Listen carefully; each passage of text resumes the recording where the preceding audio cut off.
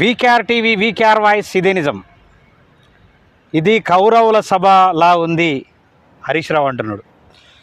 మరి 10 ఏళ్ల క్రితం మీది కూడా కౌరవుల సభనే కదా అన్నగారు. ఎందుకంటే వీళ్ళంట పాండవులంట అంతిమ విజయం వీళ్ళదేనంట. అంటే మరి 10 ఏళ్ల కౌరవ పాలన మీరు చేస్తే వాళ్ళు కాంగ్రెస్ వాళ్ళు పాండవుల పాలన పాండవుల్లాగా వాళ్ళు కూడా ఉన్నారు. మరి పాండవులది విజయం సాధించారు, ఇవాళ మిమ్మల్ని కౌరవుల్ని చేసిర్రు. అయితే ఏమైందంట, కొంతకాలం మీరు కౌరవుల్లా ఉండాలా, వాళ్ళు పాండవుల్లా ఉంటారు. ఎందుకంటే వాళ్ళు నిరంతరంగా ప్రజల పక్షాన మంచి చేస్తే నిరంతరంగా పాండవుల్లాగానే ఉంటారు, లేకపోతే వాళ్ళు కూడా కౌరవులు అవుతారు.